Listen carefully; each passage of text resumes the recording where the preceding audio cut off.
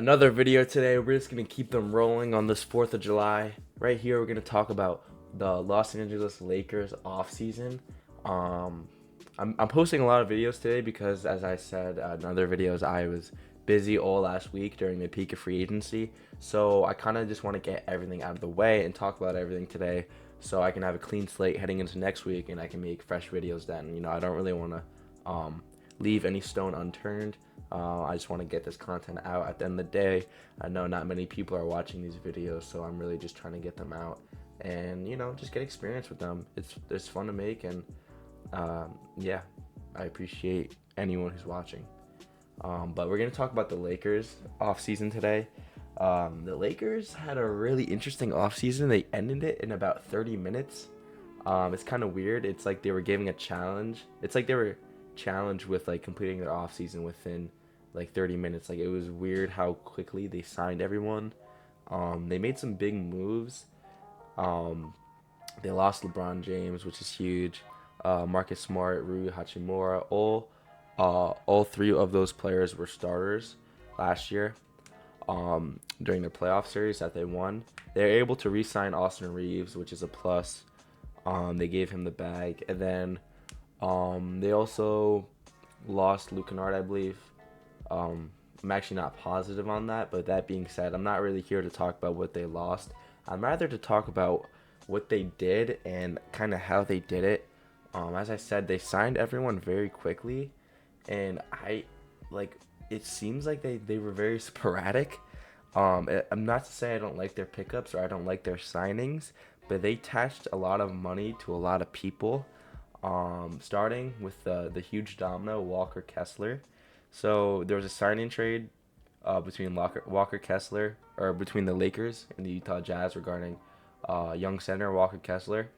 The Lakers, of course, get the big fella, and the Jazz received 2 first-round picks as well as 2 first-round pick swaps. And not only did the Lakers get Walker Kessler, they also, where are we at here? They also threw him the bag, as you can see here, 130 over 4 years, about $32.5 million for a good big. Walker Kessler, he's a good big. He's a good rim protector. He has a bright future, and we know that Luka Doncic elevates the play of everyone around him, especially any big man he's ever had. Luka Doncic has the ability to make an average big man look like an all-star. And what's he gonna make an above average big man look like? Walker Kessler could have an amazing career in LA, or great years in LA, just because Luka Doncic is there. With that being said, it's not about the pickup that I don't like. I like this pickup a lot. I think he's a great fit for LA. It's about what they gave up.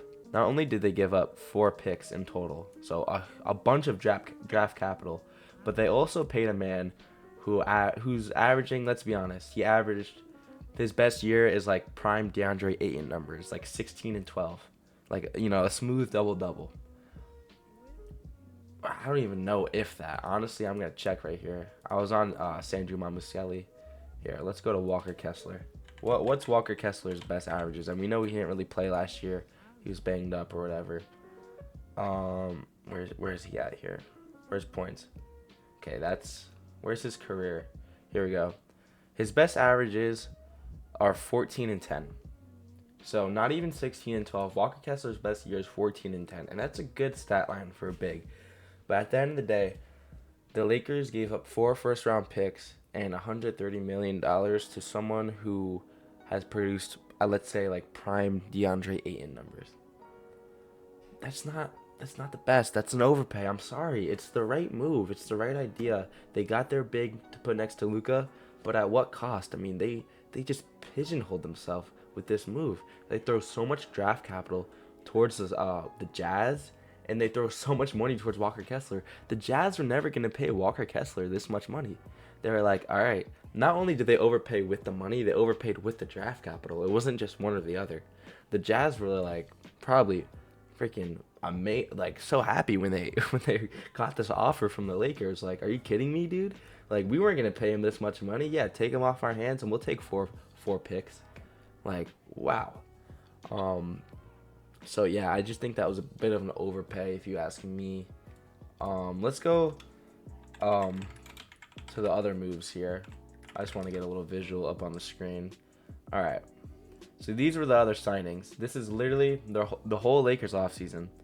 So keep in mind, they lost Marcus Smart, they lost LeBron James, and they lost Rui Hachimura, among others.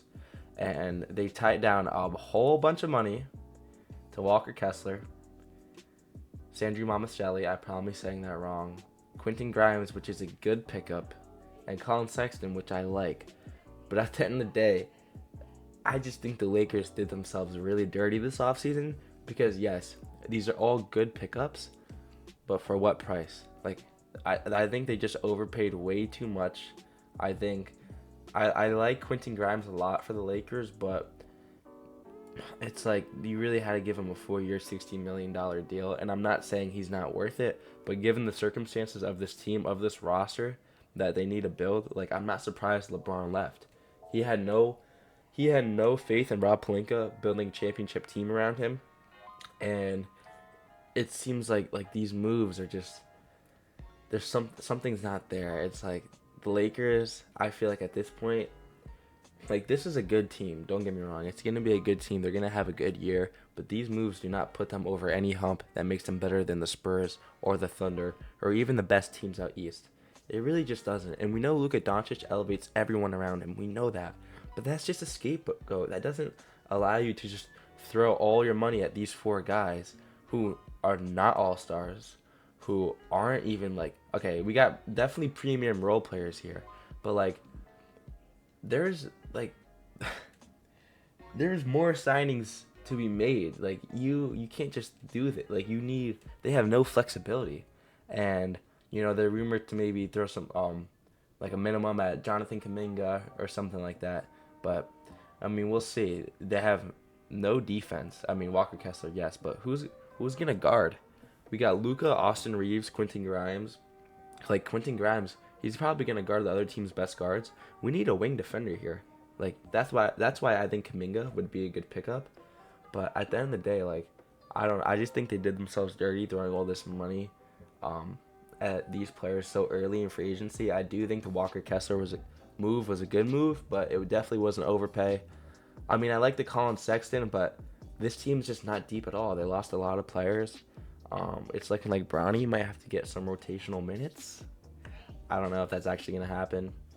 But yeah, this team lacks defense. They lack flexibility, and it's just scary to think because Luka didn't end up here by choice. I'm not saying Luka's the type of guy to jump ship, and I'm not saying they're not trying to build around him, but I just don't like the lack of flexibility they have with draft capital and money. Like, are they going to have to flip Austin Reeves in a few years for more flexibility and draft capital? Because it's looking like that, the way they set themselves up. It seems like they acted pretty sporadically here. They lost DeAndre Ayton as well. I don't know. I'm not sure if this team's better than last year's team, and you don't want to take a step backwards if you're the Lakers here. Losing LeBron was supposed to give them all this flexibility, and they really just shut that down with such quick signings, and it's like, it makes you think, like, how thought through were they? I'm not saying they're bad pickups at all, but the team construction is not ideal. As I said, they lack wing defenders. Maybe they can get like a Jonathan Isaac or something. Who knows? Who knows what's going to happen with Jared Vanderbilt? But yeah, man, I don't know. LA, I think they just kind of pigeonholed themselves with such a quick offseason. I feel like kind of like the Celtics thing, like trading Jaylen Brown so early in the offseason, like, for what, man? Like, I don't know. I feel like moves like that, they just seemed rushed. And I'm not saying the Lakers rushed it, but they completed it with their offseason literally 30 minutes.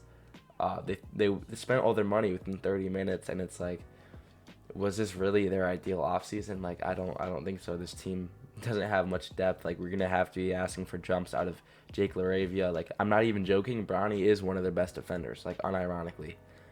Yeah, they lost leadership with Marcus Smart, like Rui Hachimura, LeBron, DeAndre Ayton, Luke Kennard. Like, these are rotational pieces that they lost.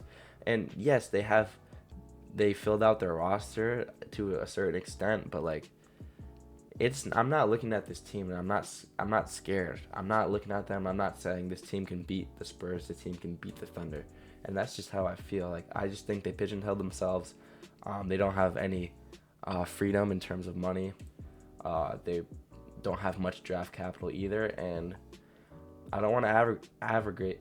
I don't want to agitate 77. You know, I want to do what I can to keep him happy, and I know that's what they tried to do by getting Walker Kessler. But I think they could have went about it smarter, honestly. I like the pickups for them. It's just, I don't know. It's just too much money, and they just don't have enough freedom. I mean, Quentin Grimes, I think he's gonna slide in nice there, but I don't know. We'll see what they can do. I guess they have, they can throw out some minimums to people. I mean, maybe they will get some wing defense that they desperately need. But yeah, I just don't really love the Lakers offseason, if I'm being honest. I don't love their lack of like freedom, as I said a million times. Like they don't have much wiggle room here. They're kind of pigeonholed, and they're kind of forcing themselves to make a big move down the line, such as trading an Austin Reeves, which you just don't like to see. They're setting themselves up for failure almost, I feel like, because they're putting all this money into a team that you know is not good enough in a way. Like, you know what I mean? And it's not like there's just no like flexibility with this team, and I don't like it because this team's not good enough to win, and you need flexibility in the NBA. And they already got lucky with the Luka trade. I don't think something's gonna fall in their lap like that again, where they just get blessed and now all of a sudden they're this flexible team that can make moves, and now they can compete for a championship. Like I just don't know how it's gonna go for them.